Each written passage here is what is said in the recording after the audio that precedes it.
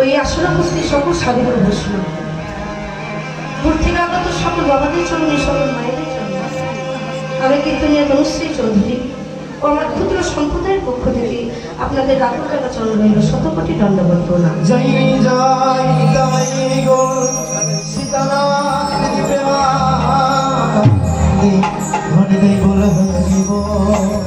তাহলে সকাল ৬টা থেকে লীলা শুরু হয়েছে, সকাল ৬টা থেকে।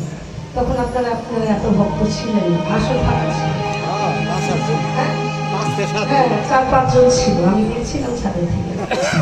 তারপরে সকাল 10টা থেকেও ভক্তরা কমই ছিল, এই কিছুক্ষণ আগে ভক্তরা আপনারা আসছে। একটা বিষয় দেখুন, শুধু আপনাদের এই আসন বলে নয়, বড় বড় প্যান্ডেল, যেখানে বড় বড় প্যান্ডেল ঢাকা শহরে, সিলেটে অনেক বড় বড় প্যান্ডেলেও 6টার সময় কেউ থাকে, সকাল 6টায় আর রাত 2টার সময়, এই দুটোর সময় ভক্ত পাওয়াই যায় না। কেন পাওয়া যায় না? কারণ একটাই, আসলে আমরাও কীর্তনটা শুনি, ভগবানের ভজনা করি সমস্ত নিজের আত্মা আর নিজের শান্তির জন্য। যদি বলেন কেন না, সকাল 6টার সময় এই গ্রামের কীর্তন, এই এত সুন্দর একটা ছোট্ট একটা গ্রাম, এই গ্রামের কীর্তন, তাও কিন্তু কোনো মায়ের মন হলো না যে বছরে তো একদিনই কীর্তন, তাই ঘরের কাজটা একটু বাদ দিয়ে আগে কীর্তনটা শুনে তারপরে বাড়ি। এটা যদি কারোর মনে হতো তাহলে কিন্তু মায়েরাই যা করিয়েছে এখানে, তার কাউকে লাগতো না। তাহলে আমরা মানুষ, আমরা জানি যে ওরে বাবা এখন না যায়, ঘরে কাজকর্ম গুছিয়ে নিই, যখন সূর্য পূজা হবে তখন আমরা সবাই সূর্য পূজা দিতে যাবো, কিংবা বলে না তাই সূর্য পূজার সময় সূর্য পূজা দেখতে যাবো। ওরে বাবা, আপনি যে ওই দুপুর 2টা পর্যন্ত বেঁচে থাকবেন এই গ্যারেন্টি কি আপনার কাছে আছে? আপনি যে সকাল 6টার সময় ভাবছেন যে আপনি সূর্য পূজা শুনতে যাবেন, এখন যাবেন না, তা দুপুর 2টা পর্যন্ত যে আপনি বেঁচে থাকবেন এই গ্যারেন্টি আপনাকে কে দিয়েছে? কেউ দেয়নি। দেখুন বাবা, আপনি যদি আপনার ছেলেকে যদি শিক্ষিত করতে চান, পড়াশোনা করান, আপনার ছেলে যে চাকরি পাবে এই গ্যারেন্টি আপনার কাছে নাই, আছে? আপনি ছেলে চাকরি পাবে এই গ্যারেন্টি আপনার কাছে নাই, তাহলে অন্য কোনো জিনিসের গ্যারেন্টি যদি আমাদের কাছে নাও থাকে, একটা গ্যারেন্টি 100% আছে, সেটা হচ্ছে আমাদের মরতে হবে। এই মরার গ্যারেন্টি আমাদের সবারই আছে, যে আমরা যখন এসেছি তখন চলে যেতে হবে। তাহলে চলেই যদি যেতে হয়, এলাম আর গেলাম, তাহলে আসা যাওয়ার মধ্যে কি করতে হবে? চলে এলাম না, যেতে হবে। এই আসা যাওয়ার মধ্যে যে কর্মটা করে যেতে হবে সেটা কি না, সাধুগুরু মহাজনরা বলছে যে তুমি যেদিন জন্ম নিয়েছিলে সেদিন তুমি জন্ম নিয়ে তুমি নিজে কেঁদেছিলে, আর তোমার ওই কান্না দেখে, কান্নার শব্দ শুনে তোমার মা হেসেছিল, তোমার পরিবারের মানুষ হেসেছিল যে আমার ছেলে হয়েছে, আমার মেয়ে হয়েছে।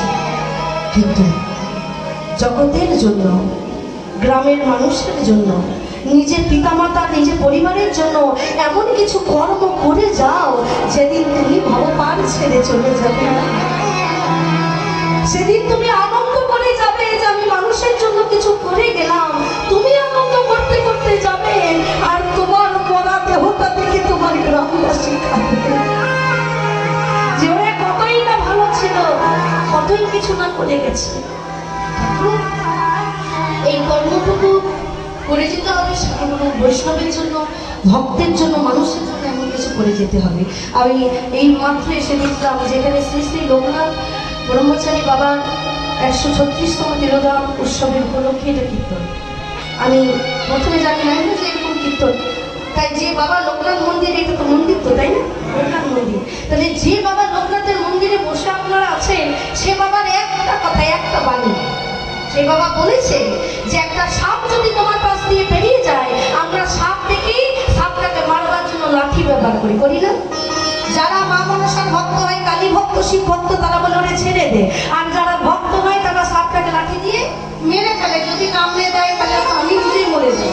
কিন্তু বাবা লোকনাথ বলছে যে একটা সাপকে যেমন আমরা দেখলে মারতে যায়, ঠিক ওই সাপটি কোনো একটা শিব মন্দিরে গিয়ে শিবলিঙ্গের ওপরে জড়িয়ে বসে আছে, তখন কি মনে হবে যে একটা লাঠি নিয়ে সেটাকে মারতে যায়?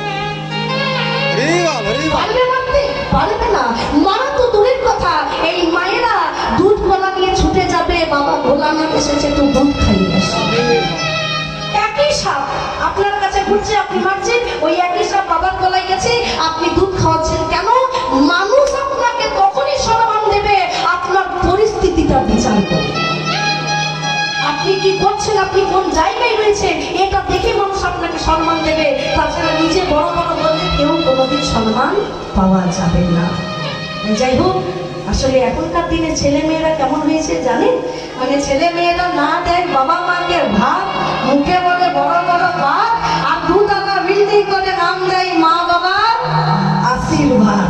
মানে মা বাবাকে ভাত দিচ্ছে না, আর বিদেশে গিয়ে বড় বিল্ডিং করেছে আর বড় বড় নাম লিখেছে মা বাবার আশীর্বাদ। রাধে রাধে। যাই হোক বাবা, আমরা যে সূর্য পূজা লীলা আস্বাদন করছি, আসলে রাধারানী তো সূর্য পূজা করেনি, সূর্য পূজাটা ছলো না। রাধারানী কি সত্যি সূর্য পূজা করেছিল?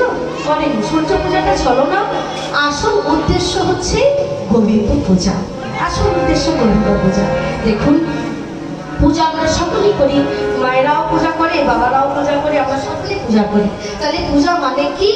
পূজা মানে জানতে গেলে বাংলায় পূজা যে বানান আপনারা জানেন, পয়ে দীর্ঘকার, বর্গী জয়ে আকার, তাই তো বাবা? ও মা, আমার ভাষা আপনারা বুঝতে পারছেন? আমি তো ভারতের মেয়ে, আমার কথা টাউন একটু আলাদা হতে পারে। বোঝা যাচ্ছে তো? মায়েরা বুঝতে পারছেন তো? বেশ, তাহলে যে মায়েরা আমার ভাষা বুঝতে পারছেন না, একটু অনুধ্বনি করুন তো দেখি।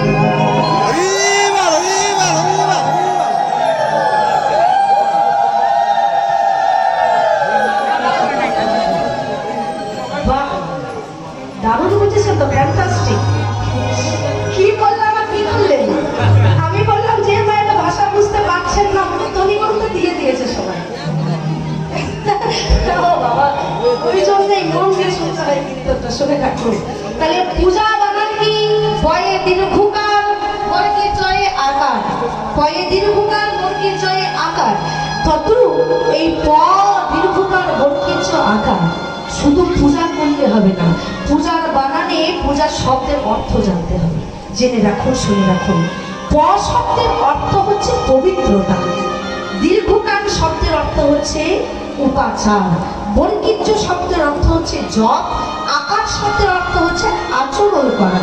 অর্থাৎ ভগবান এবং দেবতা দেবদেবী বলছে যে তোমরা যখন তখন যে কোনো পরিস্থিতিতে ফল জল ফুল নিয়ে কিন্তু পূজা করতে পারবে না। পারবে? এখন কীর্তনে এসেছো, এখন কীর্তনে এসে যদি মন হচ্ছে দুপুরবেলা একটু পূজা করবো, আপনারা কিছু উপায় নেই, কারণ আপনার কাছে জল নেই, ফল নাই। তাই দেবতা দেবদেবী বলছে যে ফল জল ফুল দিয়ে দেবতা দেবদেবীর পূজা করা হয় না।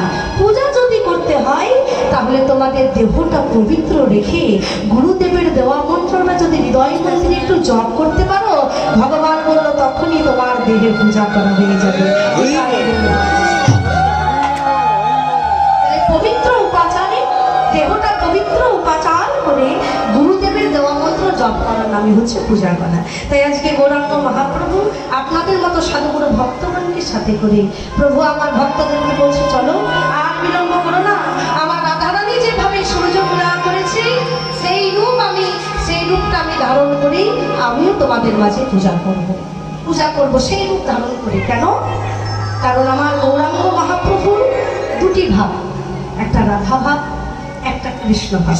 আমার স্বামী কিছুক্ষণ আগেই বলল যে নরোত্তম দাস ঠাকুর প্রেম দিয়ে গেছে। হ্যাঁ, কে দিয়ে গেছে? গৌরাঙ্গ মহাপ্রভু। মন দিয়ে শুনুন কথাটা।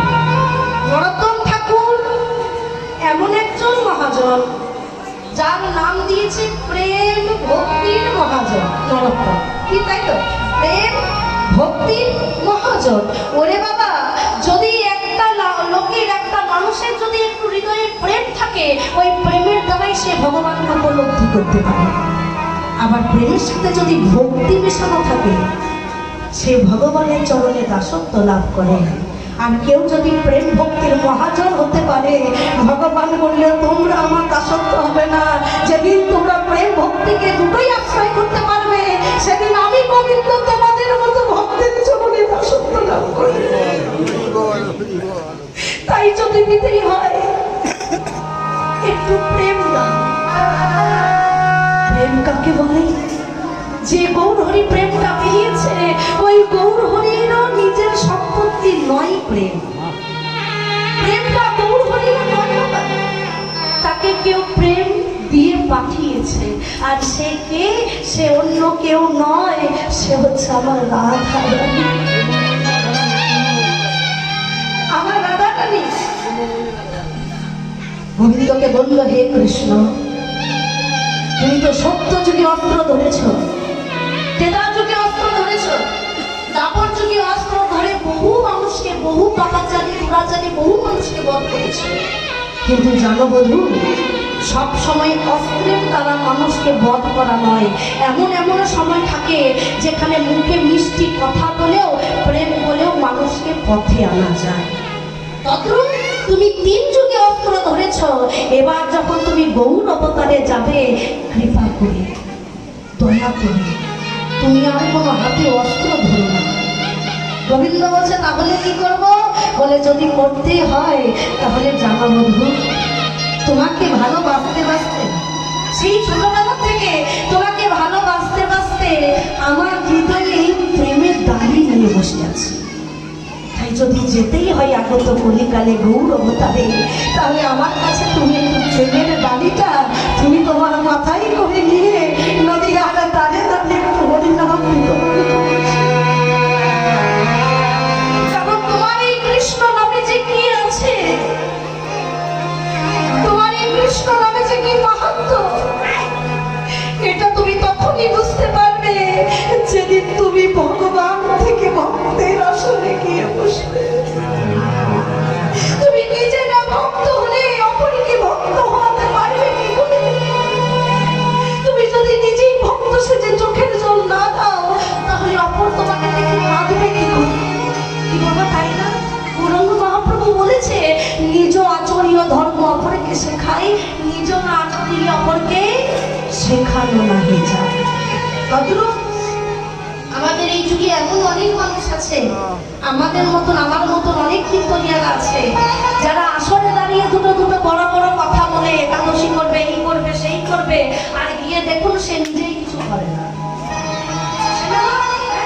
নিজেই করবে, একাদশী করো, নিরামিষ খাও, এটা করো, সেটা করো, আর তুমি কমিটি থেকে নাস্তার টাকা দিচ্ছে, হোটেলে গিয়ে ডিম ভাজা পরোটা খেয়ে আসছো। বাহ বাহ, আমার মুখে কীর্তন শুনে তো ভক্তদের কাজ হবেই না, বরঞ্চ ভক্তরা যে পূর্ণ করতে এলো বিষ দিয়ে বাড়ি যাবে। তদ্রূপ যে কোনো মানুষ, যে কোনো ভক্তকে বিচার করে দেখতে হবে সে কেমন। সে যে আজকে আমাদের মাঝে হরি কথা বলবে, সে হরিকে ভালোবাসে, সে হরিকে ভালোবাসে তো দিনে রাতে একবারও কৃষ্ণ বলে তাকে তো।